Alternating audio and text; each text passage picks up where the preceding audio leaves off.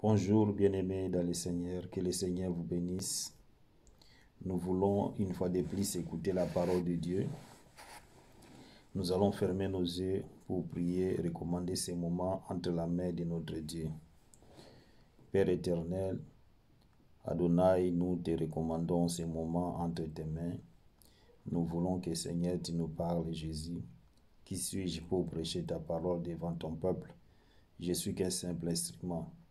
Seigneur, laisse que cette parole puisse nous édifier, puisse fortifier et encourager une personne qui est dans la prison, qu'il soit délivré, puisse encore donner la force à une personne qui est déjà abattue. La Bible dit que tu es derrière ta parole pour l'accomplir. Accomplis ta parole, Seigneur. Gloire te soit rendue par le nom de Jésus-Christ. J'ai ainsi prié. Amen. Mes bien-aimés dans le Seigneur, je vous salue tous au nom de notre Seigneur et Sauveur Jésus-Christ de Nazareth. Nous allons continuer notre enseignement qui est intitulé sur comment sortir de la prison satanique. Aujourd'hui, par la grâce de Dieu, je vais parler de la prison de l'âme. L'âme, c'est quoi? D'abord, c'est que nous devons comprendre que Dieu a créé l'homme avec trois parties différentes. L'âme, l'esprit et le corps. Alors, nous devons comprendre pourquoi Dieu a créé l'homme à travers ces trois parties différentes. Et je vais vous expliquer aussi les rôles de chaque partie qui réside dans l'homme. L'âme, les rôles de l'âme, les rôles de l'esprit et les rôles du corps. D'abord, comme définition de l'âme, principe de vie, des mouvements et des pensées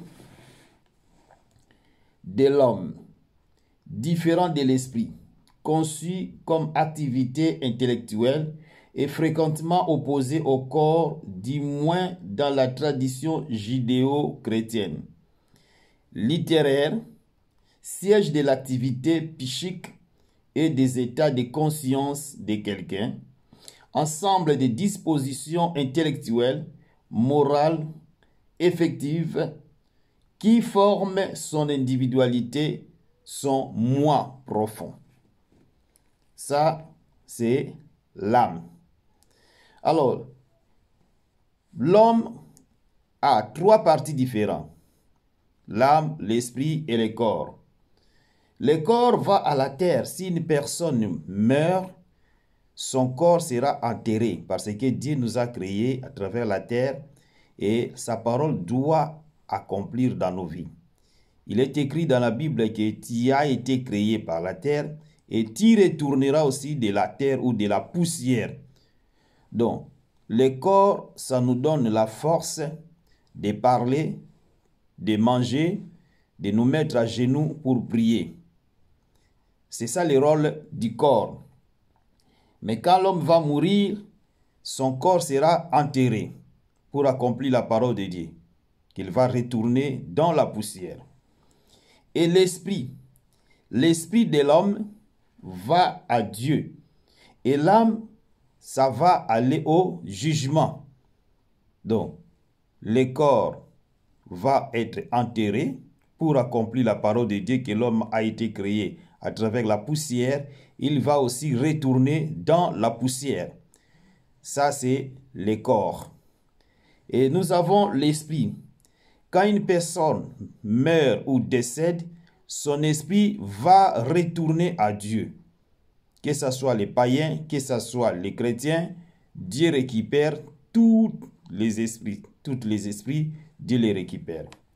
Mais l'âme, c'est l'âme maintenant qui sera jugée pour aller soit au paradis ou soit en l'enfer. Ça, c'est le rôle de l'âme. Alors, l'homme est le produit de ses pensées.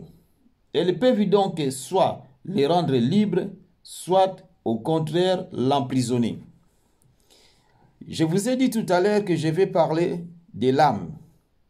Et l'âme, c'est là où résident les pensées. C'est-à-dire, une personne peut entrer dans la prison à travers ses pensées. Une personne peut être bénie, peut être maudite à travers ses pensées. La raison pour laquelle la Bible nous dit que, bien-aimé, je souhaite que tu prospères à tous égards comme prospère l'état de ton âme. C'est-à-dire l'âme d'une personne qui est en prison, la personne ne pourra jamais être bénie parce que son âme est dans la prison. Combien de fois beaucoup de personnes aujourd'hui souffrent?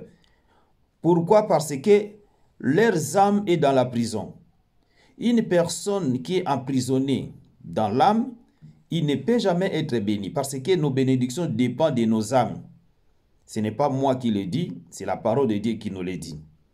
Que bien-aimé, je souhaite que tu prospères à tous égards comme prospère l'état de ton âme. Donc, si l'âme d'une personne n'est pas prospère, si l'âme d'une personne est dans la prison, et physiquement, l'homme ne pourra jamais être béni parce que son âme est dans la prison. Alors, je vais vous expliquer beaucoup de choses. C'est pour cela que je vous invite de continuer à suivre ces messages, cet enseignement. Vraiment, c'est un enseignement qui va vous faire découvrir beaucoup de choses. Pourquoi? Parce qu'il y a beaucoup de personnes, beaucoup de gens qui sont dans la prison de l'âme, ou soit de l'esprit, ou soit du corps, mais sans le savoir. Mais à travers ces enseignements, vous allez comprendre et vous allez découvrir si vous êtes dans la prison ou vous n'êtes pas dans la prison de l'âme. Alors, je vous ai donné la définition de l'âme. Mais nous allons lire un verset biblique dans le livre des Proverbes, chapitre 10, au verset 24. La Bible nous dit quoi? Ce que redoute le méchant, c'est ce qui lui arrive. Est-ce que désire les jours? Est-ce que désire les justes, leur est accordé? Est-ce que désire les justes, leur est accordé? La Bible dit, je recommence pour une meilleure compréhension, que ce que redoute le méchant, c'est ce qui lui arrive. Et ce que désire les justes, leur est accordé. Les méchants redoutent quoi? Les méchants redoutent peut-être la pauvreté, la maladie. Et ça arrive. Pourquoi? Parce que l'homme redoute aux choses négatives. Et la Bible dit que et ce que désirent les justes, leur est accordé. C'est-à-dire une personne qui est juste, tout ce qu'il désire, ça va lui accorder. Pourquoi? Parce que ça vient de son âme. Alors, si ton âme est dans la prison, bien-aimé dans le Seigneur, c'est que tu vas comprendre que tu ne pourras jamais réussir parce que ton âme est dans la prison. Imaginez par exemple, une personne qui a des pensées qui sont négatives. Ah, moi je ne dois pas réussir. Ah, moi je dois mourir. Ah, moi je dois tomber malade. Mais bien aimé, une personne qui a des pensées négatives ne pourra jamais être bénie. Il y a beaucoup de gens qui disent que non, mon oncle m'a ensorcelé, ma tante m'a ensorcelé. Oui, c'est vrai. Mais ce que vous devez comprendre, mes bien-aimés dans le Seigneur, que le premier sorcier de ta vie, c'est toi-même. Pourquoi? Parce que si déjà tu commences à penser à des pensées négatives, tu as que des pensées négatives. Ah, moi je ne dois pas réussir. Ah, je dois tomber malade. Cela veut dire que ton âme est déjà dans la prison. Une personne qui fait des rêves, qu'il est en Afrique.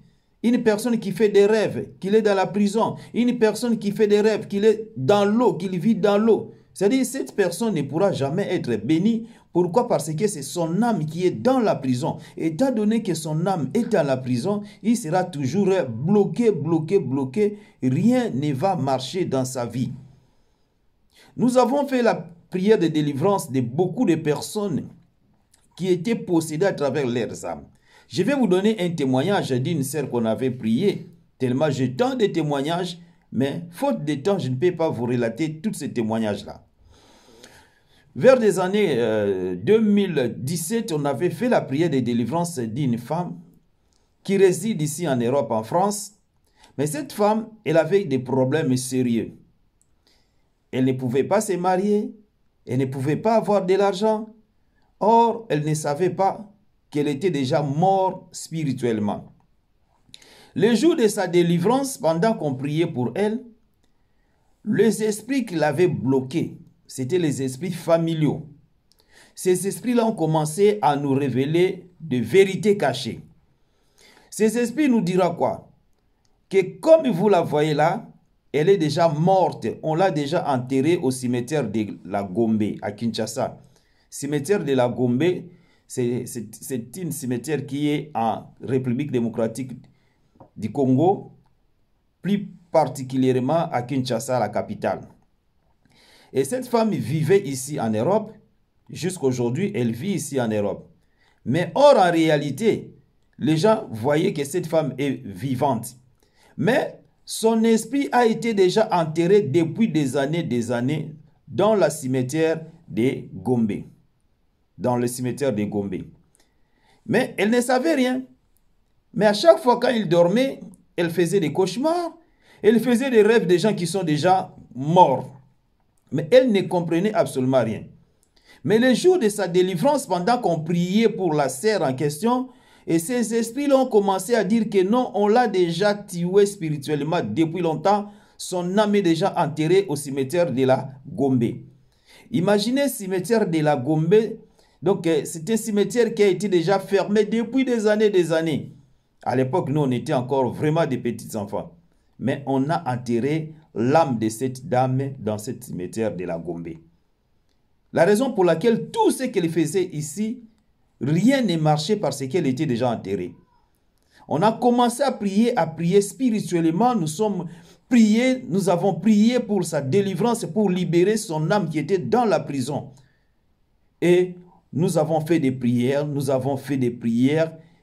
avons délivré à travers la grâce de Dieu, à travers la puissance du Saint-Esprit, nous avons délivré l'âme de cette dame qui était dans la prison, dans le cimetière de la Gombe. Et quand son esprit, son âme est retournée en elle, en se réveillant comme ça, elle a commencé à voir comme si elle ne voyait pas bien, on dirait que c'était flou. Elle a fait quelques vertiges. Pourquoi? Parce que son âme n'était pas en elle. Son âme était dans la prison depuis longtemps, depuis des années. Et son âme est retournée en elle. La sœur a été délivrée. Pourquoi? Parce qu'on avait fait des prières fortes pour récupérer son âme. C'est-à-dire que beaucoup de personnes aussi sont comme ça. Le fait de faire des cauchemars, de rêver que des gens qui sont déjà morts, tu fais des rêves que tu es peut-être dans des cimetières, soit en train de manger, bien aimé, tu vas comprendre que ton âme est dans la prison. Et la raison pour laquelle rien ne pourra marcher dans ta vie, pourquoi? Parce que tu es dans la prison.